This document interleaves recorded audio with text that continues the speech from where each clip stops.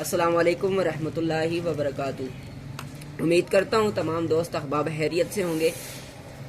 अल्हम्दुलिल्लाह हमने इससे पहले दो असबाक पढ़ लिए हैं खुलासतुन नहव के।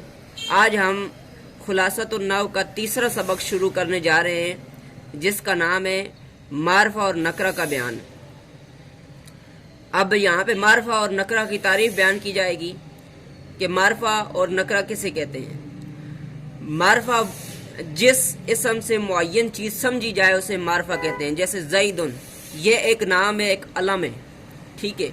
और जिस इसम से मुअय्यन चीज़ ना समझी जाए उसे नकरा कहते हैं। जैसे हजरुन पत्थर, कोई पत्थर। अब देखें ज़ैदुन हर इंसान का नाम नहीं होता, ज़ैद हर इंसान का नाम नहीं होता, तो ये एक मुअय्यन शख्स का नाम होता है, तो इस वजह से इसको हमने कहा कि ये मारफा है। इसी तरह हजरुन, हजरुन अब हर पत्थर को हम जो है पत्थर कह सकते हैं। ये नहीं कि कोई पत्थर हो तो हम उसको कोई और नाम रख दें तो उसको पत्थर ही कहा जाएगा, लेकिन हर इंसान को ज़ैद नहीं कहा जाता। यानी जो चीज़ किसी ख़ास नाम के साथ मुख्तस होगी ना तो वो मारफा होगी, लेकिन जो किसी चीज़ के साथ ख़ास नहीं होगी वो नकरा कहलाएगी। अब आगे मारफा की इकसाम बयान कर रहे हैं। इसमें मारफा की 7 किस्में हैं। इसमें ज़मीर ये पहली किस्म है, वो इसम जो मुतकल्लिम, मुखातब और गायब पर दलालत करे। जैसे अना, अंता, हुआ, ये ज़मीरें हैं। इसमें ज़मीर को मुज़मर भी कहते हैं। अना, अंता, हुआ ये ज़मीर, यानी ये अना जो है मुतकल्लिम की ज़मीर है, मुतकल्लिम पर ये ज़मीर दलालत करती है। अंता ये मुखातब की ज़मीर है। हुआ ज़मीर जो है वो गायब की है, ठीक है जी। तो आगे एक फ़ायदा बयान कर रहे हैं। इसमें ज़मीर के अलावा बाकी हर इसम को इसमें ज़ाहिर या मुज़मर कहते हैं। इस बात की थोड़ी सी मैं वज़ाहत कर दूं कि इसमें ज़ाहिर से मुराद क्या है। इसमें ज़ाहिर से मुराद ये है कि जिस तरह हम कहते हैं जा ज़ैदुन, जा ज़ैदुन, तो अब ये जो ज़ैद है ये इसमें ज़ाहिर है, यानी ये काम करने वाला ये इसमें ज़ाहिर है। और अगर हम इसको यूं कहें ज़ैदुन जा, तो अब यहाँ पर जो जा के अंदर जो हमने इसका फाइल बनाना है वो ज़मीर निकालेंगे, वह ज़मीर होगी जो ज़ैद की तरफ लौटेगी। तो अब इस सूरत में ये इसमें ज़ाहिर नहीं होगा बल्कि इसके अंदर ज़मीर पोशीदा होगी। और इस सूरत में जा ज़ैदुन की सूरत में जो है ना ज़ैदुन इसमें ज़ाहिर होगा, और इस मुज़मर भी कहते हैं। यहाँ तक आपको बात समझ आ गई होगी। अब इसकी दूसरी किस्म पढ़ते हैं मारफा की। इसमें अलम ये दूसरी किस्म है मारफा की, वो इसम जो किसी शख्स या किसी जगह या किसी चीज़ का ख़ास नाम हो। जैसे बकरुन, मक्कतु, अन्नहु।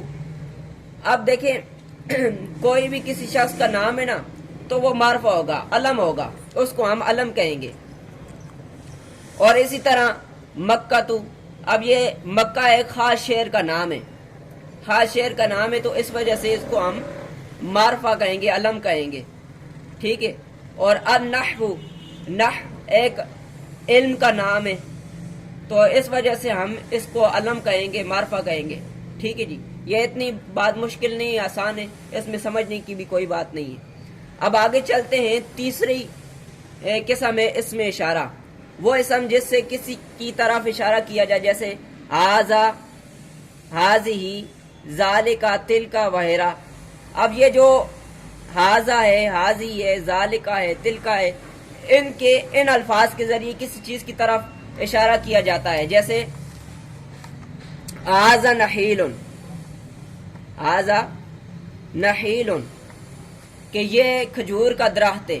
तो ये इसी तरह जब किसी करीब चीज़ के लिए इशारा किया जाएगा तो वो हाजा इस्तेमाल किया जाएगा, लफ्ज़ हाजा इस्तेमाल किया जाएगा। किसी करीब मुज़क्कर चीज़ के लिए इशारा किया जाएगा तो हाजा इस्तेमाल होगा। और अगर मोनस के लिए किसी कोई करीब मोनस चीज़ पड़ी है تو اس کے لیے اشارہ کرنا ہوگا تو حاضی استعمال ہوگا. اسی طرح ذالکا جو ہے وہ اگر کوئی چیز دور ہے اور وہ مذکر ہے تو اس کے لیے ذالکا بولا جائے گا. اس کی طرف اشارہ آپ کریں گے تو ذالکا بولیں گے کہ ذالکا نخیلن کہ وہ کھجور کا درخت ہے جی. اور اگر کوئی مونث چیز دور ہے تو اس کی طرف آپ اشارہ کریں گے تو آپ کہیں گے تل کا تمرتن وہ کھجور ہے. تو یعنی یہ دو قریب کے لیے استعمال ہوتے ہیں حاضہ اور حاضی ہی, اور ذالکا اور تل کا یہ اس میں اشارہ بعید کے لیے استعمال ہوتے ہیں, دور کے لیے استعمال ہوتے ہیں. اس کو اس میں اشارہ کہتے ہیں. یہ بھی معرفہ کی قسم ہے. چوتھی قسم ہے اس میں موصول, وہ اسم جو بعد والے سے مل کر کسی جملے کا جز بنتا ہے, جیسے الذی اللتی. اب الذی اللتی یہ جو ہے نا ان کو اس میں موصول کہا جاتا ہے, بعد والے جملے سے مل کر یہ جملے کا جز بن جاتا ہے. اب قرآن کے اندر کافی ساری مثالیں ہیں, جس طرح وہ قرآن کے اندر آتا ہے الذی ہم فیہ مختلفون. اسی طرح اور بھی کئی مثالیں آپ دیکھ سکتے ہیں قرآن کے اندر, حدیث کے اندر, اور اہل عرب کے کلام کے اندر آپ اس طرح کی مثالیں دیکھ سکتے ہیں. الذی اس میں موصول مذکر کے لیے, اللتی مونث کے لیے. آگے یہ پانچویں قسم بیان کر رہے ہیں معرفہ کی, معرب باللام. معرب باللام سے مراد یہ ہے کہ وہ اسم جس کے شروع میں الف لام ہو.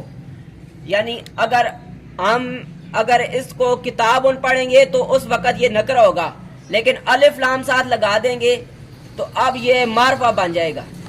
الکتاب اب یہ معرفہ ہو جائے گا. کیوں کہ معرفہ کی جو پانچویں قسم ہے وہ معرب باللام ہے. معرب باللام ہونا یعنی الف لام کا ہونا شروع میں, تو یہ بھی معرفہ کی علامت ہے. اور چھٹی قسم ہے معرب بالاضافت, وہ اسم جو معرفہ کی طرف مضاف ہو, معرفہ کی طرف مضاف ہو. جیسے کلام زیدن, کلام زیدن, کلام زیدن. آپ دیکھیں اس کی اضافت زید کی طرف ہوئی ہے کہ زید کا قلم, زید کا قلم. تو جس چیز کی اضافت ہوگی, معرب بالاضافت کوئی چیز ہوگی تو اس کو بھی معرفہ ہی کہیں گے. اب یہ پورا جملہ جو ہے معرفہ ہے, ٹھیک ہے. اسی طرح معرب بالندا, وہ اسم جس کی شروع میں حرف ندا ہو, یا رجلو ہے جی. یعنی کسی کو پکارنے کے لیے ہم اس طرح کے الفاظ بولتے ہیں.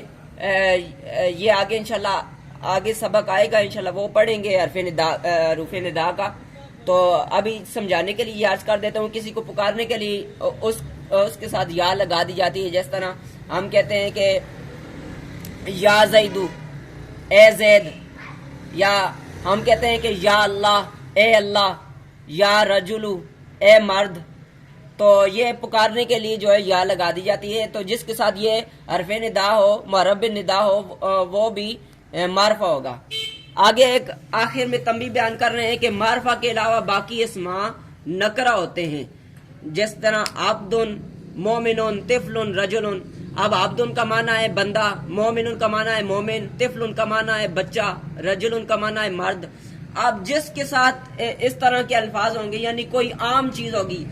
اب رجلن کسی کو بولنا ہے, کسی مرد کو بولنا ہے نا, مرد کے لیے رجلن, تو وہ نکرہ ہوگا کیونکہ ہر مرد کو وہ رجل کہتے ہیں. اسی طرح کسی کو بچہ عربی میں بولنا ہے تو طفلن کہیں گے, تو یہ بھی نکرہ ہوگا کیونکہ ہر بچے کو طفلن کہتے ہیں, ٹھیک ہے. مومنن, ہر مومن کو مومن کہتے ہیں. عبدن, ہر بندے کو عبدن کہتے ہیں. تو لہذا اس طرح کے الفاظ ہوں گے جو عام ہوں گے, ہر کسی ایک چیز کے ساتھ عام ہوں گے, کسی ایک جنس کے ساتھ عام ہوں گے, تو وہ نکرہ کہلائیں گے. اللہ تعالیٰ سے دعا ہے اللہ تعالیٰ اس علم کو پڑھ کر اس کو آگے پھیلانے کی توفیق عطا فرمائے. آمین بجال نبی.